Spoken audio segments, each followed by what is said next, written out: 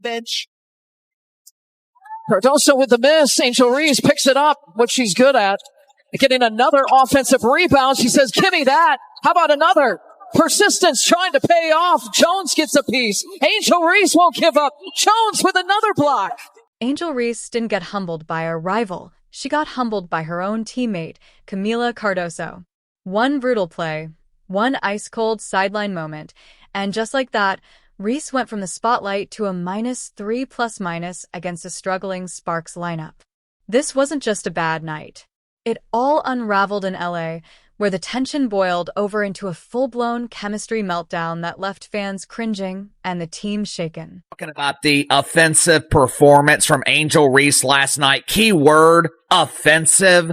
That is the only kind of offense that Angel Reese is capable of performing. Offensive offense. But I'm not just talking about the self-proclaimed villain, which, by the way, I thought Angel Reese was dedicating this season to winning. I thought she was focused on carrying the Chicago bravado to the promised land of golden toilets and bathrooms with running water. Was this just built-up tension finally exploding, karma coming full circle, or the pressure simply revealing the truth? Whatever you call it, the fallout was impossible to ignore. When your own teammate starts making you look like the issue, it forces a tough question. What happens when the person you're supposed to trust becomes your biggest obstacle? Team Kamila Cardoso. Oh no. Free Kamila Cardoso. She is fed up with the Chicago Sky experiment. Tyler Marsh, once again, salute to you. You are doing the rest of the league a favor. This point forward experiment, this Ariel Atkins trade, this has done nothing but backfire on you, backfire on the team, and backfire on the fans. During Chicago's third straight loss, all eyes were on Kamila Cardoso and Angel Reese, but not for the reason Sky fans were hoping. The tension wasn't just locker room gossip anymore. It unfolded right on the court during the June 5th matchup against the Sparks. In that moment, Cardoso's actions made it clear. The whispers about the Angel Reese illusion were no longer just talk. Seems like Kamila Cardoso is done with Angel Reese, man. Angel Reese is up there mucking up everything, guys. I've been telling y'all. There's only so much masquerading you can do. There's only so much you can hold up this facade. Let's set the scene. Cardoso was locked in, owning the paint, crashing the boards, and setting the tone physically. Reese, on the other hand, looked off rhythm. Every move felt a beat too slow, and the usual connection between the two was nowhere in sight. The chemistry wasn't just missing, it was awkward. Then came the moment that changed everything. Cardoso took an inbound pass near the top of the arc. Reese called for the ball, signaling for a play, maybe a standard pick and roll. But Cardoso paused. She looked at Reese, hesitated, then deliberately turned and passed to someone else. It wasn't just a missed opportunity. It was a public message. In a game where every possession matters, Cardoso no longer trusted Reese to make the right play. And that choice said more than words ever could. The person who should be throwing temper tantrums on the Chicago Sky, that person should be this woman right here. That person should be Kamila Cardoso. Look at the frustration oozing out of Kamila Cardoso. She gets a switch. Natasha Cloud, she's posting her up. We can't get an entry pass to Kamila Cardoso. Now, a lot of people are going to say, wait. You see the players on the New York Liberty cheating? I mean, Hamilton's injured. I'm not exactly sure who that is crashing down. Cardoso's body language made the message even louder. After a failed pick and roll, where Reese didn't set a solid screen, Cardoso responded with a sharp, unmistakable eye roll before quickly resetting on defense. Later, during a timeout, Reese made an effort to engage in the huddle, but Cardoso turned away without saying a word, shutting down the interaction before it even began. These weren't just small signs of frustration. They were clear signals from a player who had made up her mind. She no longer trusted her so-called co-star, and the cameras didn't miss a second of it. Like, she cannot play. I'm sorry, bro. She's not good. She's not good. She looked like she don't have the hunger. She don't have the want to. She don't have the drive. She don't have that dog in her. Bro, I watched Aaliyah Boston dog walk her ass up and down the floor, and she wanted no parts of it. I watch her tap out on a nightly basis. She don't want it, bro. She don't want it. Let's be serious. Y'all drafted a bust. Y'all drafted a bust. This wasn't drama for the sake of drama.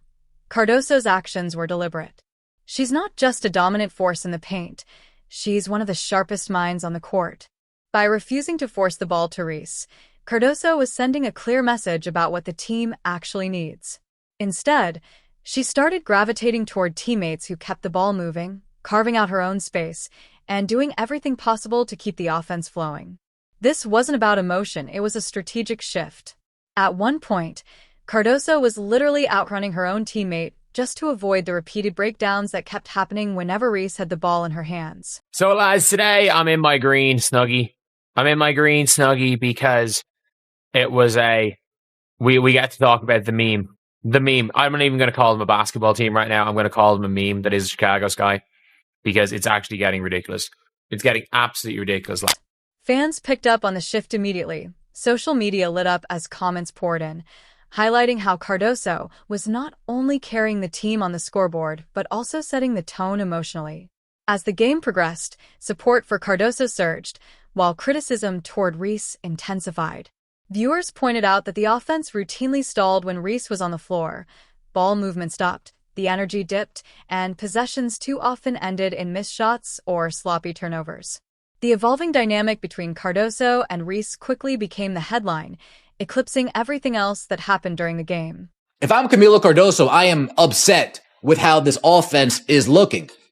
If I'm Kamila Cardoso, I'm upset that I still can't manage to get an entry pass. If I'm Kamila Cardoso, I'm upset that I still need to deal with this type of amateurism in the WNBA. By the final buzzer, it was clear this wasn't just a rough night or a temporary slump. Cardoso's choice to freeze out Reese in real time pointed to something deeper, a fracture in trust that goes far beyond the box score. The team's chemistry is clearly unraveling, and the offense is suffering because of it. Now the real question is, how much can one player's approach disrupt the entire system, and how long can the Sky afford to ignore it? Turning your back to your team, walking away from the active plays going on, walking away from the actual basketball action. Yeah, Kamila Cardoso is not a happy camper over there in Chicago, and I don't blame her. Again, this is another year of the same nonsense. Angel Reese's ball-stopping habit has turned Chicago's offense into a giant do-not-disturb zone. Cardoso sprints the floor in vain while the Sky's rhythm unravels. This isn't a mere slump. It's the direct fallout of Reese's approach. Instead of lifting the team, her possessions create a traffic jam. Ball movement crawls, spacing disappears, and an attack that should flow smoothly stalls in neutral every time Reese demands the ball and holds the play hostage. Shots a game, bro. What is going on in Chicago, bro? What is going on in Chicago, bro? I know everybody, we enjoy it, yeah. When Angel Reese get the missing layups, we clown. Yeah, we get our... Twice in the third quarter against the Sparks, she ran the same spin move play, both times ending in missed layups. It was a nightmare for spacing as defenders sagged off Ree, daring her to shoot, fully expecting her to miss. This left Cardoso isolated, forced to back out of the paint just to avoid a turnover or a forced pass. The pick and roll, which should be Chicago's bread and butter, was abandoned because Ree either couldn't or wouldn't move the ball quickly enough. You can see Cardoso hesitate while setting the screen, then immediately step back, knowing the ball isn't coming, or worse, that the play will end with a wild shot and no chance for a rebound. Let me shoot a midi. How many attempts do we need at the same shot? Over and over and over and over again. It's not just the half-court sets that are struggling. The Chicago Sky's transition game is a mess too. Cardoso sprints down the floor, getting into position for an easy lob, but Reese is still fumbling near half-court. There are open lanes, but instead of rewarding Cardoso's hustle, Reese either dribbles into defenders or waits too long to make a decision. One fast break against the Sparks perfectly illustrates this. Cardoso had a clear path, but Reese hesitated, tried to force the play herself, and lost the ball in traffic. That wasn't just a missed opportunity, it was a momentum killer, and it's happening over and over. The Sky just lost to the Los Angeles Sparks, 91-78. And let's be honest here, that was a Sparks team playing without two starters. Yet Chicago still lost. Because of that, Cardoso is constantly adjusting her game, not out of strategy but survival. She's drifting away from screens, avoiding crowded lanes, and even passing up easy looks because she can't count on Reese to make the right read. The chemistry between them is toxic. Every possession feels like two players running completely different plays. Fans and analysts aren't holding back, calling this basketball suicide. The offense doesn't just stall, it collapses. You can see the frustration on Cardoso's face every time another possession goes to waste. Listen, the Chicago Sky right now look like the worst team in the league. This isn't a joke or some playful critique. The energy drains whenever Reese is on the floor. Morale drops, the pace slows, and players stop moving off the ball, just waiting to see what Reese will do next. Even when she tries to pass, it's often too late. Defenders are already in position to disrupt the play. The Sky have dropped 3 straight games, and each one looks less like growing pains and more like a real-time collapse. The Sparks looked shaky in the first half, but they came out ready to roll in the second. Remember, they're missing key players like Ray Burrell and Rakia Jackson. This starkly contrasts with the image Reese projects off the court. She's the face of the franchise, always front and center in highlight reels and social media. But on the floor, the reality is different. Fans are starting to call her the roadblock, pointing out how every possession slows down when she's involved. Meanwhile, Cardoso is visibly distancing herself, recalibrating her game to minimize the damage. This tension between who Reese says she is and who she actually is on the court is growing. Honestly, I feel bad for Angel Reese. It's not about how she handles herself, it's that Caitlin Clark is just a far better player. Reese is clearly struggling with the fact that Clark outperforms her in her own specialty. There's a reason everyone's talking about the gap between Reese's brand and her actual game.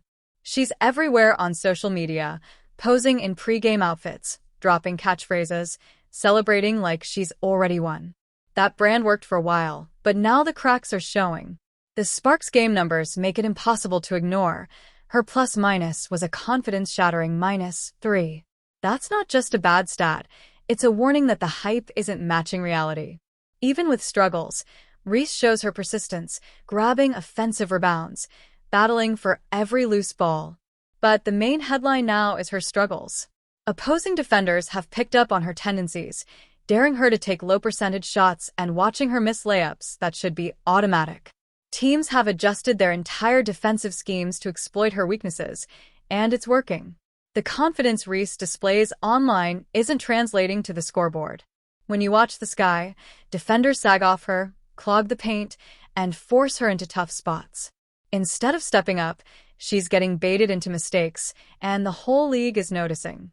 Reese set an unfortunate record, going 0 for 7 from within 4 feet of the basket, tying the most misses from that distance in the WNBA over the past decade. That stat alone highlights the disconnect between her reputation and reality. Even after rough games, Reese flashes the same smiles in interviews and drops cryptic Instagram captions that get more attention than her actual performance. It feels like the focus is more on preserving her brand than on fixing what's happening on the court. Fans have noticed. One comment summed it up perfectly. 17 rebounds? I don't give a damn about that, bro. The message is clear. People want real impact, not just flashy stats. Her line is rough. 2 points, 12 rebounds, 3 steals, 0 for 8 shooting, 33% from the free throw line, 5 turnovers, 1 assist. Once her biggest asset, social media is now a double-edged sword, as clips of her missed layups and defensive lapses spread everywhere. The platforms that once crowned her queen are now treating her like a bad reality show. This shift puts even more pressure on Reese to deliver something real.